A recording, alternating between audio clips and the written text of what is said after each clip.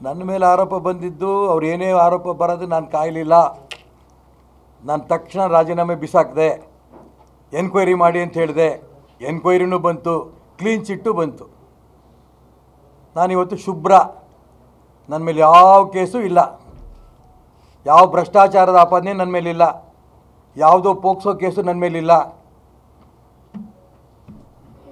ನಾನು ಯಾಕೆ ಇದನ್ನು ಹೇಳ್ತಾ ಇದ್ದೀನಿ ಅಂತಂದರೆ, ರಾಜಕಾರಣಿಗಳು ಎಲ್ಲರೂ ಒಂದೇ ಥರ ಅಂತ ಅನ್ಕೋಬೇಡಿ. 40% ಅಂತ ಕಾಂಗ್ರೆಸ್ ಏಜೆಂಟ್ರು ಅಂತ ಆಗಿನ ಗುತ್ತಿಗೆದಾರರ ಸಂಘದ ಅಧ್ಯಕ್ಷ ಕೆಂಪಣ್ಣಂಗೆ ಹೇಳ್ತಾ ಇದ್ದಾನೆ. ಅವನು ಕೆಂಪಯ್ಯನಿಗೆ ಅವನು ಕಾಂಗ್ರೆಸ್ ಏಜೆಂಟು. ಪಾಪ ಅವ್ರು ತೀರೋಗಿದ್ದಾರೆ, ನಾನು ಅವ್ರ ಬಗ್ಗೆ ಮಾತಾಡಲ್ಲ. ಅದು ಪ್ರೂವ್ ಆಯ್ತು. ಈಗ ಕೆಂಪಯ್ಯ ಕಾಂಗ್ರೆಸ್ ಏಜೆಂಟರು ಈಗ ಪ್ರೂವ್ ಆಯಿತು. ಅವರೇ ಕಾಂಗ್ರೆಸ್ ಸರ್ಕಾರವೇ ನೇಮಕ ಮಾಡಿದಂಥ ಸಮಿತಿ ಇವತ್ತು ರಿಪೋರ್ಟ್ ಕೊಟ್ಟಿದೆ. 40% ಅವಾಗ ನಡೆದಿಲ್ಲ. ಈಗ ಅವಾಗ ನಾವು ಆಪಾದನೆ ಮಾಡೋದು ತಪ್ಪು ಅಂತ ಕ್ಷಮೆನಾರ ಕೇಳಬೇಕು ತಾನೆ. ಕಾಂಗ್ರೆಸ್ಸಿನ ಅಧ್ಯಕ್ಷರಾಗಿದ್ದಂಥ ಶಿವಕುಮಾರ್ ಆಗಲಿ, ಮುಖ್ಯಮಂತ್ರಿಗಳಾಗಿದ್ದಂಥ ಸಿದ್ದರಾಮಯ್ಯನವರಾಗಲಿ, ನಾವು ವಿರೋಧ ಪಕ್ಷದಲ್ಲಿದ್ದಂಥ ಸಂದರ್ಭದಲ್ಲಿ BJP ಸರ್ಕಾರದ ಮೇಲೆ ಮಾಡಿದಂಥ ಆಪಾದನೆ ತಪ್ಪು, ಸುಳ್ಳಾಗಿದೆ. ನಾವು ಕ್ಷಮೆ ಕೇಳ್ತೀವಿ ಅಂತ ಕ್ಷಮೆ ಕೇಳಿದ್ರೆ ನ್ಯಾಯ ಆಗೋದು. ನನ್ನ ಮೇಲೆ ಆರೋಪ ಬಂದಿದ್ದು ಅವ್ರು ಏನೇ ಆರೋಪ ಬರೋದು ನಾನು ಕಾಯಲಿಲ್ಲ. ನಾನು ತಕ್ಷಣ ರಾಜೀನಾಮೆ ಬಿಸಾಕಿದೆ. ಎನ್ಕ್ವೈರಿ ಮಾಡಿ ಅಂತ ಹೇಳಿದೆ. ಎನ್ಕ್ವೈರಿನೂ ಬಂತು, ಕ್ಲೀನ್ ಚಿಟ್ಟು ಬಂತು.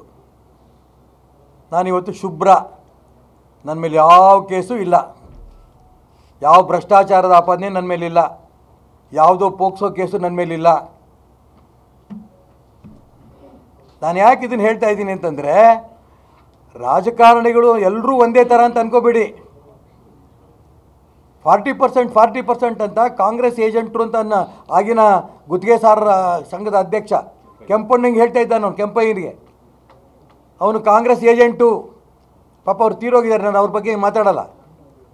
ಅದು ಪ್ರೂವ್ ಆಯ್ತು. ಈಗ ಕೆಂಪಯ್ಯ ಕಾಂಗ್ರೆಸ್ ಏಜೆಂಟರು ಈಗ ಪ್ರೂವ್ ಆಯಿತು. ಅವರೇ ಕಾಂಗ್ರೆಸ್ ಸರ್ಕಾರವೇ ನೇಮಕ ಮಾಡಿದಂಥ ಸಮಿತಿ ಇವತ್ತು ರಿಪೋರ್ಟ್ ಕೊಟ್ಟಿದೆ. 40% ಅವಾಗ ನಡೆದಿಲ್ಲ. ಈಗ ಅವಾಗ ನಾವು ಆಪಾದನೆ ಮಾಡೋದು ತಪ್ಪು ಅಂತ ಕ್ಷಮೆನಾರ ಕೇಳಬೇಕು ತಾನೆ.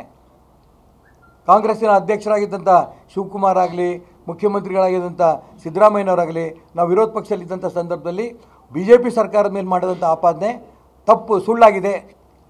ನಾವು ಕ್ಷಮೆ ಕೇಳ್ತೀವಿ ಅಂತ ಕ್ಷಮೆ ಕೇಳಿದ್ರೆ ನ್ಯಾಯ ಆಗೋದು.